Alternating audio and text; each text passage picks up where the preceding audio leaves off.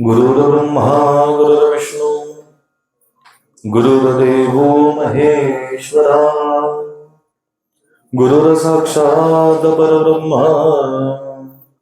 तस्मै श्री गुरुवे नमः।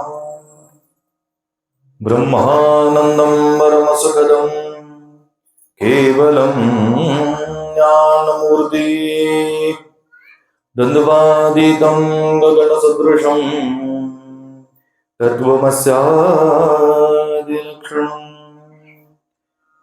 एकं नित्यं विमलमचलं सर्वदि साक्षिभूतं भावातीतं त्रिगुणरहितं सद्गुरुं तं नमामि। जगदीश्वर जगदुत्पत्ति च जगवुद्धारक जगत्पते जगत्पालकाय जगद्गुरु स्वामी समर्थनमोस्तुते। जयांचे केलिया स्मरण होय सकल विद्येंच्याधिकरण तेची वंदो श्रीचरण श्री गुरुंचे ते नमस्कारुणी आता। अनंत कोटी ब्रह्मांड नायक राजाधिराज योगीराज अक्कलकोट सद्गुरु श्री स्वामी समर्थ महाराजांच्या पावन पवित्र चरण कमलावर साष्टांग कोटी कोटी प्रणिपात।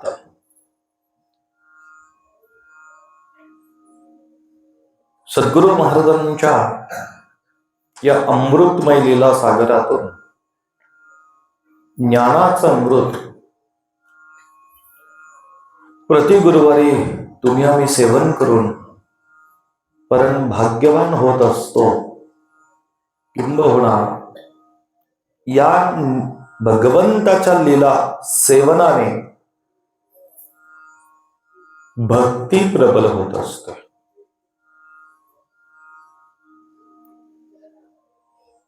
भक्तीचे अनेक मार्ग सांगितले, त्यातले प्रधान 9 मार्ग आहेत।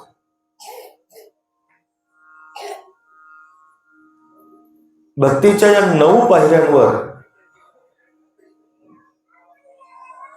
उपासनेसाठी निवडलेली नमन, वंदन, दास्यत्व, नामस्मरण हे जे काही सगळे भक्तीचे काही प्रकार आहेत, त्यातली कुठलीही भक्ती जर आपण करायला आरंभ केला तर त्या ईश्वराची भक्ती करण्यापूर्वी त्या ईश्वराच्या चरित्र कथेचं अमृत सेवन केल्याशिवाय भक्तीत वाढ होत नाही। कुठलीही गोष्ट त्याची कल्पना जर का आपल्याला परिपूर्ण असेल तर मला असं वाटतं की ती समजायला, उमजायला, कळायला परिपूर्ण होते। पण एखादी गोष्ट माहितीच नाही, कधी ती समजून घेतलीच नाही, किंबहुना कुठल्याही गोष्टीचा विचार न करता एखादा निष्कर्ष लावला तर परिणाम पुढे जाऊन आपण आनंद अडचणीत येतो। पहा, कधी कधी असं होतं,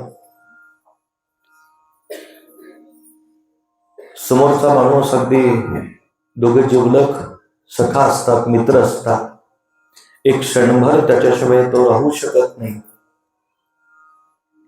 मैत्री निष्कलंक निष्पाप आहे, दोघांचं एकमेकावर अत्यंत प्रेम आहे, रोज भेटत असतात आणि भेटल्यानंतर सुखदुःखाची वाटणी करत असतात।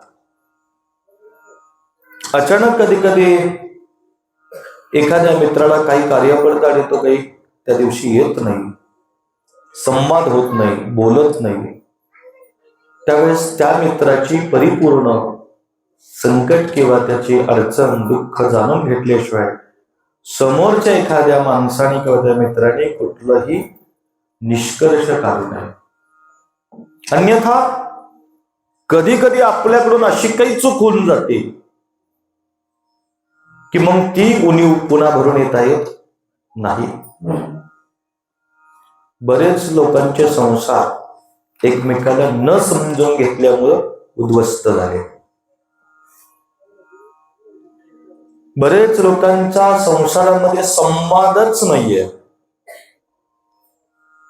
तर काही लोकांच्या संसारामध्ये संवाद इतका आहे की ते सोंग काढला तर नुसताच वाद आहे.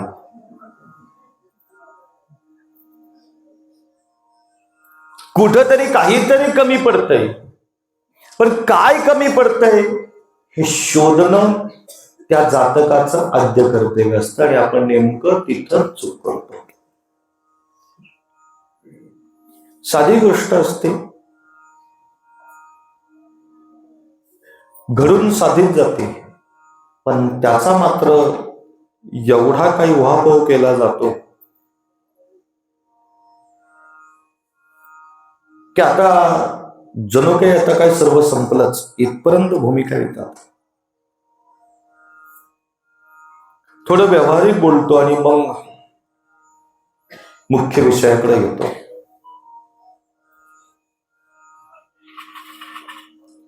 वास्तविक पाहता कुटुंब आत्ताच जर आपण पाहिलं, कुटुंबाची रचना जर आपण पाहिली तर 2 फूल 2 हापाचे. किती? 2 फूल 2 हाप. तिसरं जर अडीच जर ठेवायचा प्रयत्न केला तर रेशनी बनते. काहीच मिळणार नाही, राखेल नाही, तांदूळ नाही, काय नाही, काय नाही, काय मतदान करायचं नाही, काय नाही, काय नाही. हे की साधी गोष्ट विचार केला का? 2 आहेत, 2 हाप आहेत आणि त्याच्यावर 2 आहेत, ती हापच आहेत. ज्येष्ठ त्यांना संसाराचा परिपूर्ण आई वडील असतात. म्हणजे फार तर 6 माणसं घरात मोजून आहेत. काहींच्याकडे 5 आहेत, काहींच्याकडे 4च आहेत. तसं वास्तविक पाहता कुटुंब 6 जणांचा. पूर्वी ते 4 जणांचंच होतं. पूर्वी 4 जणांचंच होतं, आई वडील आणि 2 मुलं. ज्याचं लग्न झालं, जे आई वडील झाले त्यांना त्याचे आई वडील नकोसे झाले, पुन्हा ते 4च राहिले आणि 2 गेले. गणित कसंही करा तिथंच येतं. मला एक कळत नाही, मला 6 माणसांमध्ये एकोबा निर्माण करण्याची ताकद तुमच्या आमच्यात नाही का? ठीक आहे. आता म्हणून महाराज आज लईच घरातलं बोलतोय.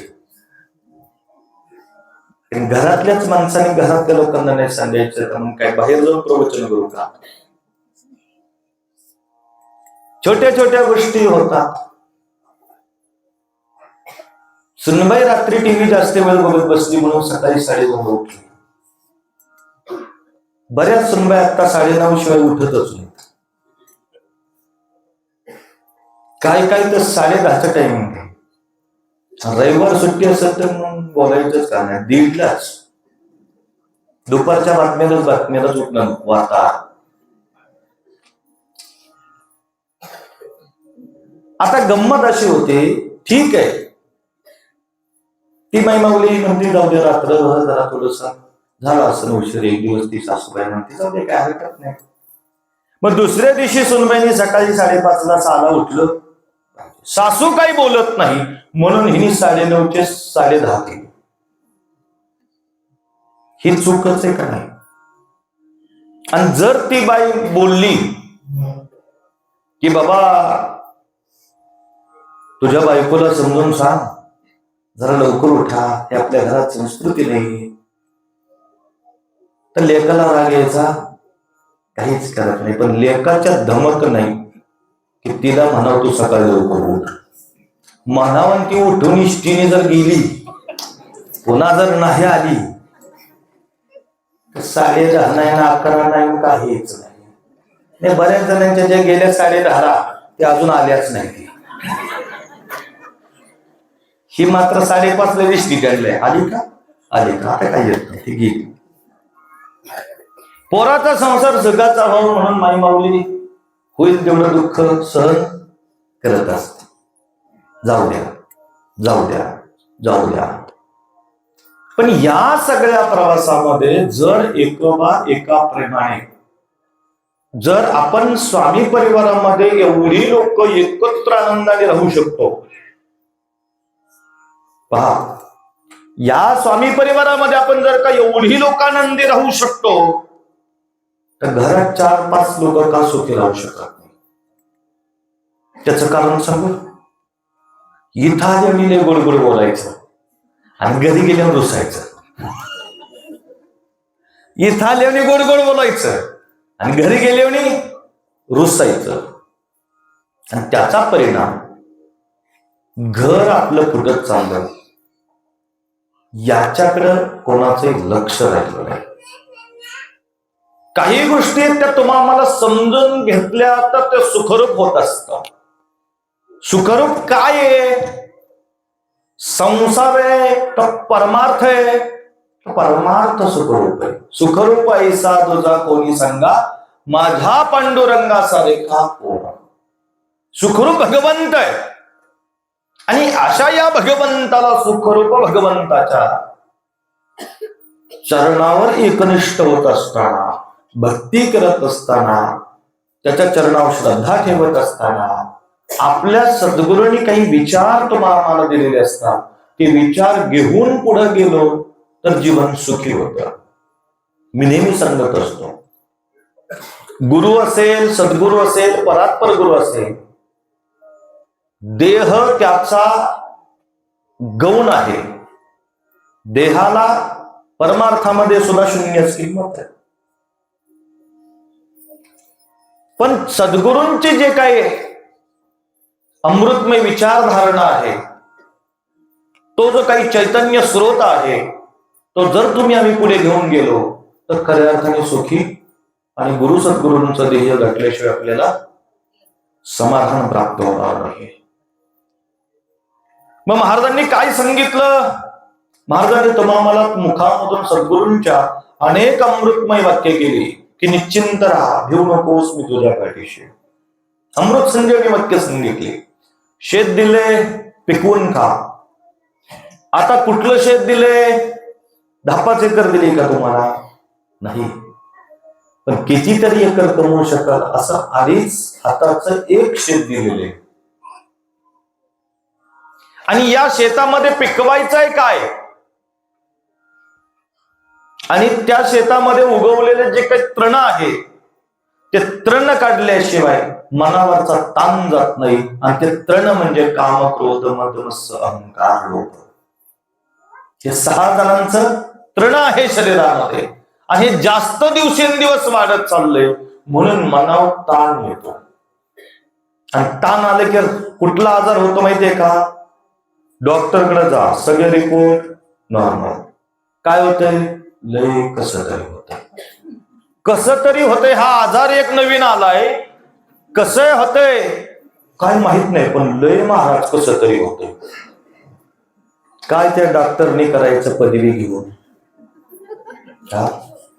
एमडी असलं तरी डोकं फोडीन का नाही बेताडावर जाऊन? काय होतंय ताई? काय सांगू डॉक्टर, सकाळपासून लय कसं तरी होतंय. अरे कसं तरी म्हणजे नक्की काय माहित नाही. कसं होतंय माहित नाही, पण कसं तरी होतंय. हा आजार जवळजवळ सगळ्यांना झालेला आहे. हा आजार प्रत्येक माणसाला झालेला आहे. प्रत्येक माणसाला, प्रत्येक जीवाला झालाय. हे कुठल्या जीवाला झालाय? ज्याच्या शरीरामध्ये हे 6 तृण वाढलेले नाही, त्या लोकांना हा आजार आहे. आणि या आजाराचं औषध काय आहे? तर महाराजांनी सांगितल्याप्रमाणे शेत दिले, पिकवून खा. काय पिकवायचंय? हिची आम्हा करणे काम, स्वामी बीज नाम वाढवावे. स्वामी नामाचं बीज या देहामध्ये, त्याचं बीज पेरायचंय. आणि त्याचं संगोपन करत असताना अखंड नामजप करायचंय. मग तुमचं भय, चिंता, दुःख आणि मग कसं तरी नावाचा रोग बरा होतोय. तसा होणार नाही. औषध सोपं आहे. डॉक्टरकडे पैसे घालवू नका. मी बी एक डॉक्टरच आहे. फक्त काय झाले, लोक आम्हाला पैसे देत नाही. तिकडे गेल्या जरा नुसतं छातीला सती लावलं का नाही, नाडी बिडी बघितले, उतरा, गोळी दिली, द्या 1000. तिथं 1000 राहून 1000 देते. इथं आमच्या शेंडीला तूप लावून गाठ मारून जाते तरी विचारत नाही. फुकट उपाय सांगितलं की लोकांना फरक पडत नाही. लोकांना तुमची काय प्रॉब्लेम झाला माहिती का? सगळ्यांचा तुम्हाला पैसा लय झाला. खरं सांगतो प्रामाणिकपणे, महाराजांच्या काळात इतका पैसा झालाय महाराज तुम्हाला की भयानक झालाय. आणि तो पैसा तुम्हाला कुठं खर्च करायचा ही अक्कल नसल्यामुळे तुम्ही दरिद्री झालाय. इकॉनॉमिक्स कळतंय का? पैसा तुमच्याकडे भयंकर आहे, पैसा भयंकर आहे, पण खर्च करण्याची अक्कल नसल्यामुळे भिकारी झाले, म्हणून कर्ज बाहेर झाले. गावच्या यात्रेला तमाशासाठी 5001 रुपये देणगी द्यायची गरज आहे का? आहे का? 11,111 घे, तमाशा 1 नंबर पाहिजे. घरची नाचवती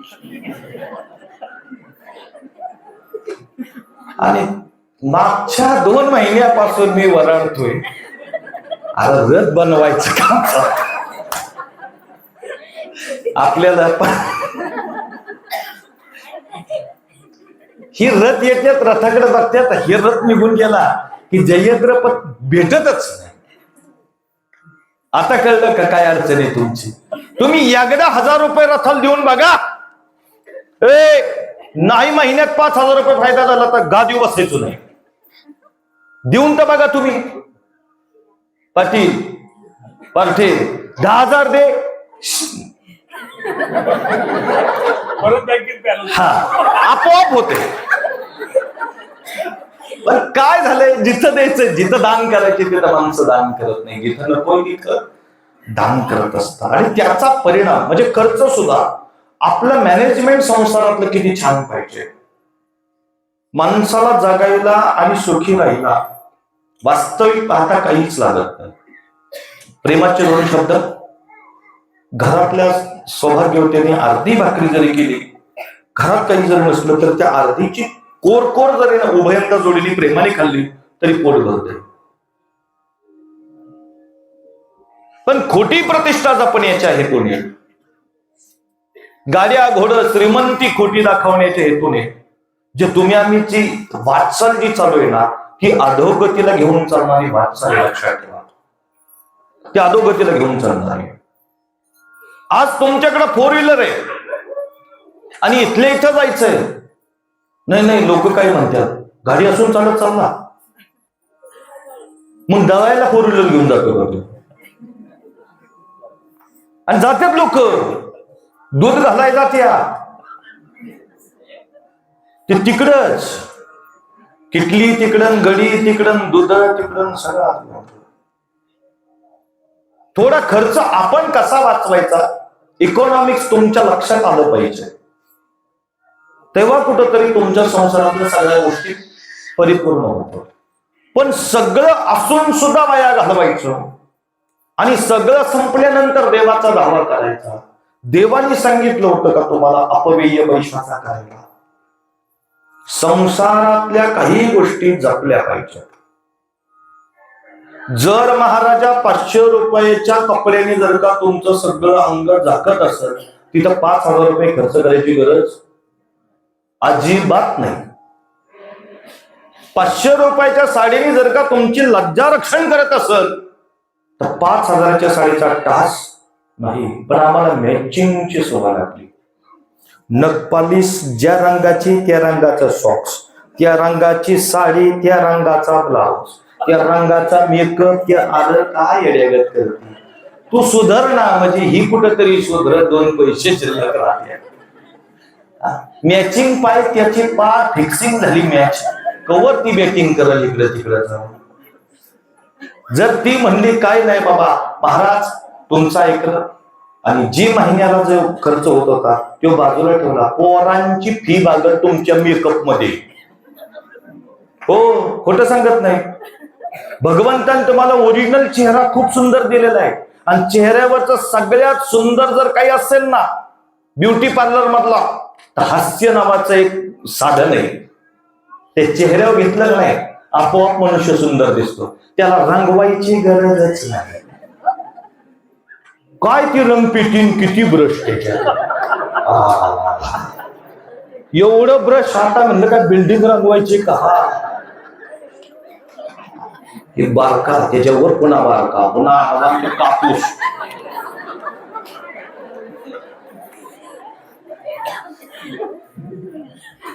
तेवढं जर का रंगाचं काम घेतलं असते, एखादं जर रंगून दिलं असते 5-6 हजार मिळाले असते. ही इकॉनॉमिक्स तुम्हाला कळली पाहिजे, तर सगळ्या गोष्टी करत असतात. अक्कलकोट सद्गुरू स्वामी समर्थ महाराज जगाचं माईबाप, जगाचं मालक, दरबारामध्ये बसले आणि ब्राह्मणाची एक पतिव्रता स्त्री आपल्या लहान मुलाला, 12-13 वर्षाच्या मुलाला जगाच्या मालकाचं दर्शनासाठी घेऊन आले. पहा, इथे फार सुंदर गोष्ट आहे.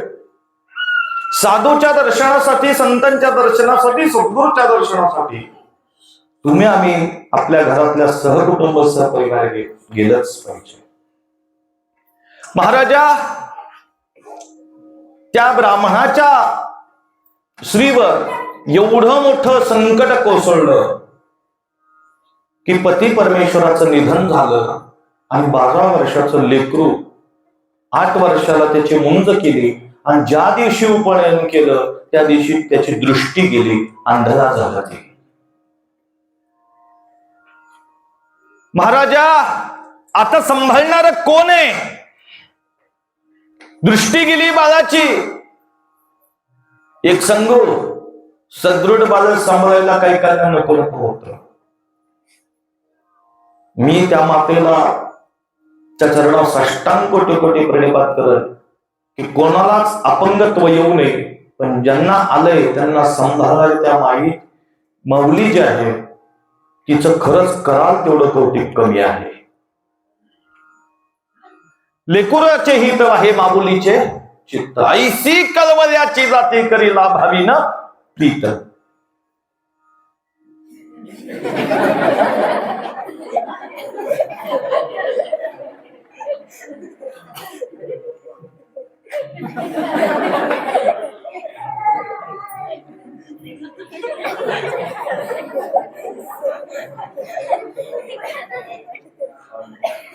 अवधूत चिंतन संपलं नाही, संपलं नाही.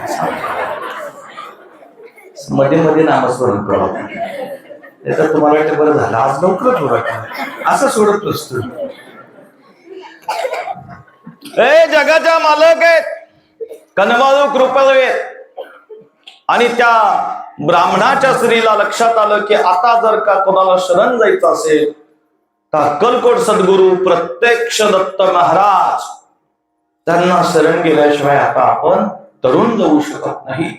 ते 12 वर्षाचं बाळ महाराजा हाताला धरलं, मजल दर मजल करत रामपूर नावाच्या गावावरून अक्कलकोटास ती बाई आली. जगाचं मालक त्यावेळेस दरबारामध्ये बसलेत आणि न्याय निवाडात नुकताच चालला होता. आदल्या दिवशी महाराजांचे परम चरणाचे निस्सिम सेवेकरी नाथोबा नावाचे जे राजे भोसले यांच्या दरबारामध्ये खजिनदारांचं काम करीत होते. रोज खजिनामध्ये किती पैसे आले, किती गेले, किती हिरे, किती मोती, किती वस्त्र, किती अलंकार, राजघराण्याचा खजिन्याचं काम करायचं म्हणजे साधी गोष्ट नाही महाराजा. पण अत्यंत प्रामाणिकपणे सद्गुरू स्वामी महाराजांचं नामस्मरण ध्यान धारणा करत प्रामाणिकपणे काम करणारा तो नाथोबा. आणि त्या नाथोबाला कुठंतरी त्याची कीर्ती वाढायला लागली. प्रामाणिकपणे वागल्यानंतर त्रास असतो, सज्जन वागल्यानंतर त्रास होत असतो. तसं नाथोबाच्याही बाबतीत घडलं. आणि त्यांच्या हाताखाली काम करणारे जे कारकून होते त्या कारकुनांनी राजे भोसले यांच्या खजिन्यातले काही पैशांची हेराफेरी केली. आणि राजे भोसलेंकडे ही तक्रार गेली. मालोजीराजेंना कळालं की आपल्या खजिन्यामध्ये नाथोबाने काहीतरी गोंधळ केलाय. कोणत्याही प्रकारचा विचार न करता नाथोबाची बाजू ऐकून न घेता मालोजीराजे भोसलेंनी सांगितलं त्याला कैद करा आणि तुरुंगात टाका. नाथोबा सद्गुरु महाराजांचं ध्यान धारणा करत, स्मरण करत त्या तुरुंगामध्ये भगवंताचं भजन करत होता. एका नामस्मरण करायला जागेचं महत्व नाही, काल वेळ नाही नाम उच्चारिता. तुम्ही कुठेही करा, भगवंताचं नामस्मरण भजन पूजन करतोय. आणि दुसऱ्या दिवशी मालोजीराजे आणि मालोजीराजे भोसलेंचे कारभारी हे सगळी मंडळी सद्गुरूंच्या दर्शनाला गेली. शिवहर शंकर नमामि शंकर, शिवशंकर शंभो, हे गिरजापती भवानी शंकर, शिवशंकर शंभो. जसं मालोजी राजे सद्गुरु महाराजांच्या जवळ आले, कारभारी त्या ठिकाणी त्यांच्या बरोबर होते. महाराजांनी जसं मालोजी राजांना पाहिलं, कारभाऱ्यांना पाहिलं, आणि जी सद्गुरु माऊलींनी शिव्यांचा भडीमार केला, हराम खरा राज्य करतोयस की काय करतोयस, कोणत्याही प्रकारचा विचार न करता माझ्या नाथोबाला आत टाकलं, तुला हिसाब कळतो का. आणि मालोजी राजेला घाम पटलं. महाराजा दत्त संप्रदायातले सगळे साधू ते पुढचा व्यक्ती कोण हे पाहत नाही. उपदेश करणं हे त्यांचं कर्तव्य. आमच्याकडे साधा ग्रामपंचायतीचा सदस्याला की काही काही महाराज या या या या या या या या बसा बोकाटे, काय तुला काय पळ दिलं. शेवटी त्या गादीवर बसणाऱ्या माणसाने किंबहुना त्या लोकांनी आपल्या अधिकाराने राहिलं पाहिजे. जगाच्या मालकाने महाराजा मालोजी राजाचा एवढा मोठा अवमान झाल्यानंतर मालोजी राजाला यत्किंचित सुद्धा दुःख वाटलं नाही. मालोजी राजाने महाराजांच्या चरणावर नतमस्तक झाले आणि म्हटले आपल्याकडून काहीतरी मोठी चूक झाली. महाराजांना क्षमा याचना मागितली आणि कारभाऱ्यांना सांगितलं पुन्हा खजिन्याचं मोजमाप करा. आणि खजिन्यामधले जे काही 2000 रुपयाची हेराफेरी झाली होती, तिथं गेल्यानंतर पाहिलं तर पुन्हा आहे तेवढा खजिना आहे तसा होता. जगाच्या मालकाची कृपा. महाराजा नाथोबाचा धावा ऐकला आणि नाथोबाला तात्काळ त्या तुरुंगातून बाहेर काढला आणि नाथोबा महाराजांच्या दर्शना गेला. त्यावेळेस ती विप्राची स्त्री सद्गुरु स्वामी महाराजांच्या मठामध्ये पोहोचली आणि भगवंता कणबल आहेस, कृपाळू आहेस, दीनदयाळू आहेस, न सांगता तुला सगळं कळतंय र. म्हणून नाथोबा भगवंत स्वामी देवांची स्तुती करत होते. आणि आता मात्र ज्या अपेक्षाने ती ब्राह्मण स्त्री आली होती, तिच्या आशा कुठं तरी पल्लवित झालेलं सगळं वाटलं. अंध लेकर हाताला घेतलं. महाराजा रामपूर ते अक्कलकोटचा प्रवास म्हणजे रामपूर हे कर्नाटकातलं रामपूर आणि अक्कलकोट 70 किलोमीटरचं अंतर आहे. 70 किलोमीटर अंतर ती बाई त्या बाळाला घेऊन आली चालत. त्या पोराला कधी कधी कमरव घ्यायची. 12 वर्षाचा पोर कमरव घ्यायचं सोपी गोष्ट नाहीये.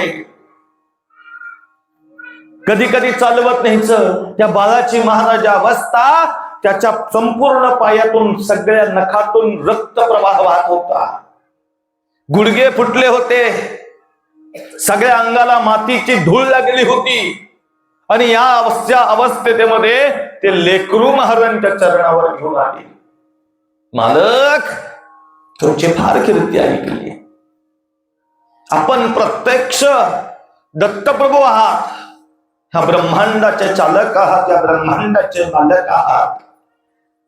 एक माई तुमच्या समोर पदर पसरते आणि हे स्वामी देवा तुम्हाला प्रार्थना करते, तर माझ्या मुलाची दृष्टी पुन्हा.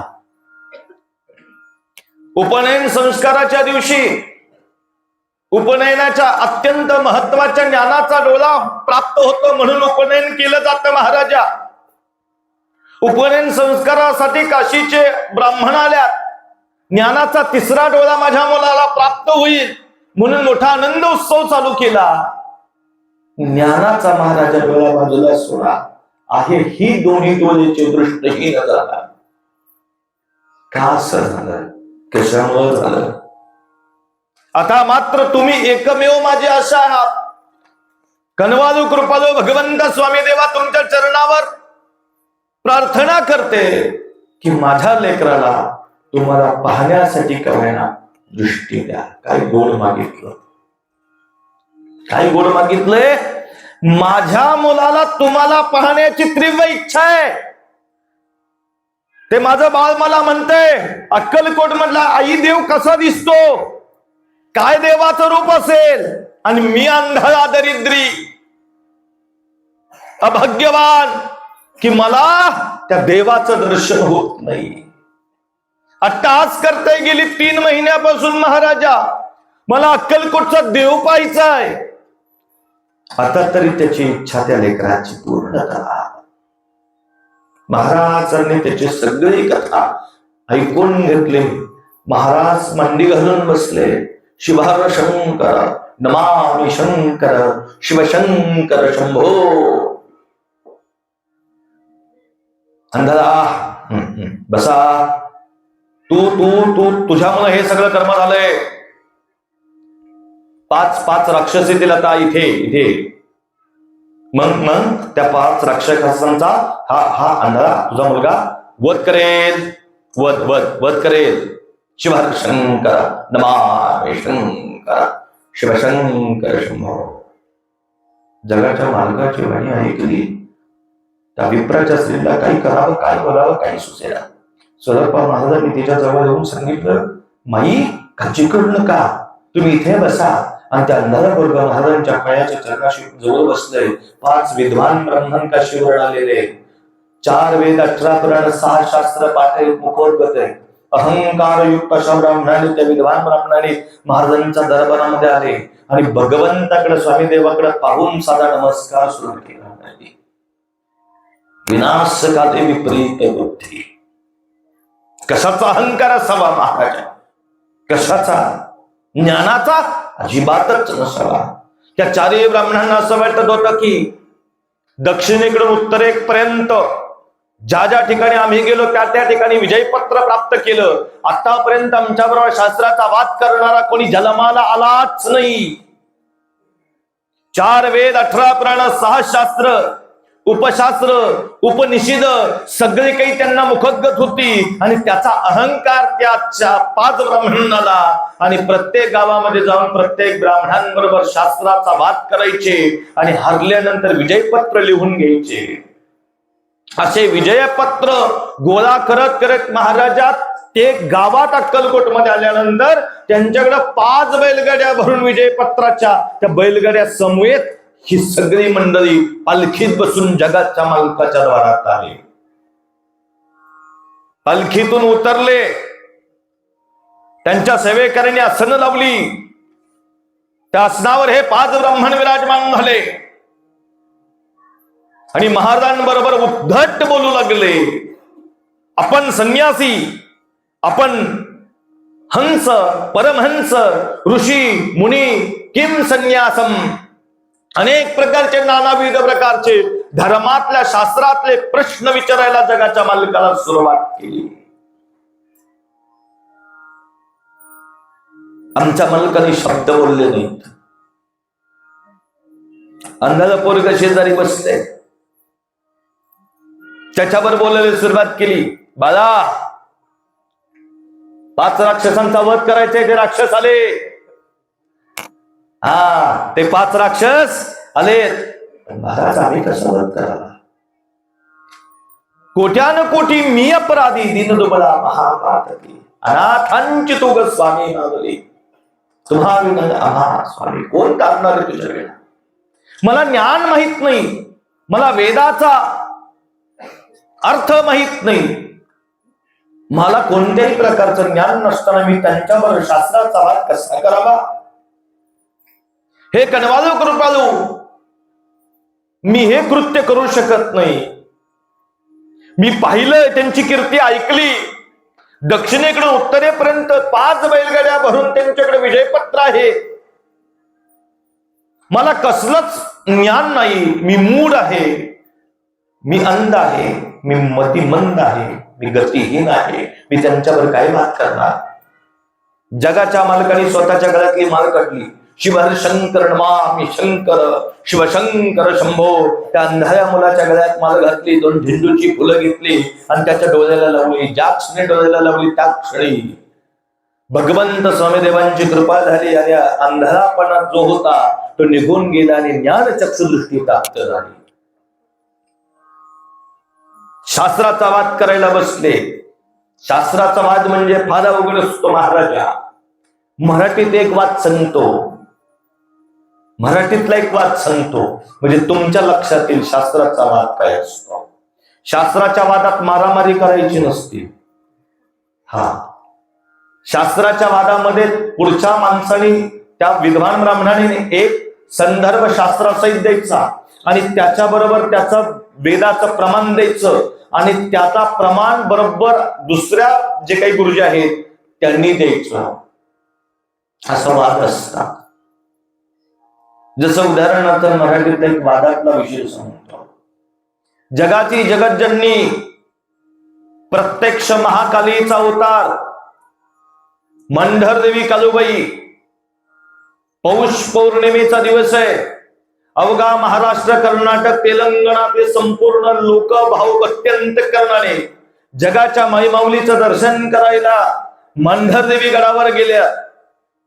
एवढी मोठी महाराजा भक्तीच्या अंतःकरणाने नवसाला पावणारी मंढर देवी कालूबाई म्हणून सगळे त्या ठिकाणी दर्शनाला गेली. आणि घटना विचित्र घडली. जे दर्शनाला गेले महाराजा त्याच मंढर देवी गडावर 300 लोक मृत्युमुखी पडले. अरे ज्या मुलांना ज्यांचा काही अपराध नाही, जे दर्शनाला गेल्या, काही संबंध नाही महाराजा, जे अशी लोकांचे प्रेताचे ढीग ना ढीक चक्कत साचल्यात गडावर आणि जी देवीला साडी नवस फेडण्यासाठी आणली होती ती प्रेतावर टाकण्यात आली. ती प्रेतावर टाकण्यात आली. मग प्रश्न असा आहे की मी माझ्या जगज्जननी, माझी घराण्याची कुलस्वामिनी आहे, मी माझ्या घराण्याच्या कुलस्वामीला नवस केला. मला 12 वर्ष झालं संतती नव्हती, मला संतती प्राप्त होईल, ती बाळ मला प्राप्त झालं. ते बाळ घेऊन मी भगवान माई माऊलीच्या दर्शनाला तिचा नवस फेडण्यासाठी तिथे गेलो आणि ते बाळ आणि माझी धर्मपत्नी त्या गडावर मृत्युमुखी पडली. या जगाच्या पाठीवर देव आहे का नाही याला म्हणायचा शास्त्र संवाद. आणि मग त्याला उत्तर त्या पद्धतीने द्यायचं असतं. मी तशी उत्तर तुम्हाला देणार आहे. हा प्रश्न सगळ्यांच्याच मनातला आहे. हा प्रश्न सगळ्यांच्याच मनातला आहे. बरेचदा आपण ऐकतो की पंढरपूरला गाडी गेली, ऍक्सिडेंट झाला, दर्शनाला गेली, 5 लोक गेली. का झाला असं प्रश्न पडतो कडे. तर या सगळ्या प्रश्नांचं मूळ जे काही उत्तर आहे काय, अहो आई असो तिचं भाग्य म्हणायचं, चालू द्या तिला, तिचं काहीतरी खायला मिळत असं, आता तिचं परमार्थ असं असू द्या, काय तिच्याकडं. कुठं आलत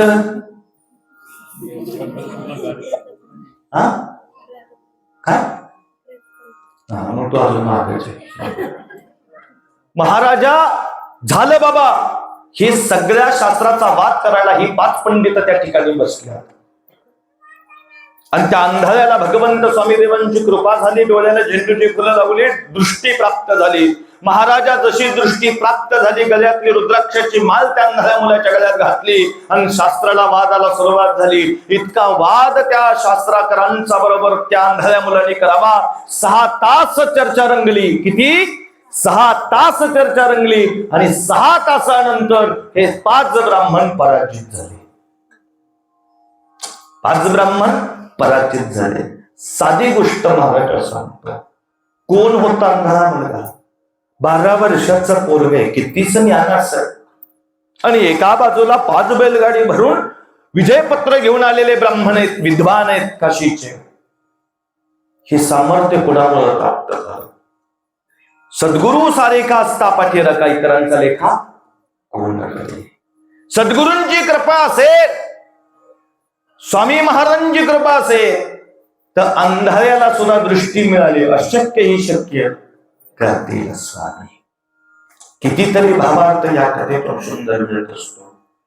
हे कधी कळतं? ज्यावेळेस आपण आपल्या भगवंताला समजून घेतो त्यावेळेस त्या गोष्टी प्राप्त होतात, अशा प्राप्त होत नाही. म्हणून जर काय समजून घ्यायचंय तुम्हाला, जगाच्या मालकाला जर का आपलं करायचं असेल आणि आपल्याला त्याच चरणाचा दास व्हायचा असेल, एकरूप व्हायचं असेल, तर काय केलं पाहिजे? तुम्ही स्वामींचे चिंतन करा, महाराज तुमची चिंता करतील. अवधूत चिंतन श्री गुरुदेव दत्त सद्गुरु श्री स्वामी समर्थ महाराज की जय. अनंत कोटी ब्रह्मांड नायकाच्या या दरबारामध्ये आजचं दुपारचं अन्नदान सेवा स्वामी भक्तिपरायण दीपक दत्तात्रय भुमरे राहणार सासवड यांचं आजचं दुपारचं अन्नदान महासेवा होती. आणि संध्याकाळचं अन्नदान सेवा स्वामी भक्तिपरायण ओंकार वळकुंडे पाटील राहणार निरा यांच्या चरणदानाची सेवा आहे. स्वामी महाराज या सगळ्यांकडून अशीच सेवा करून त्यांच्या मुखामध्ये अखंड स्वामी नाम स्वामी भक्ती त्यांच्या हृदयाच्या अंतःकरणामध्ये राहो अशी महाराजांच्या चरणी प्रार्थना करून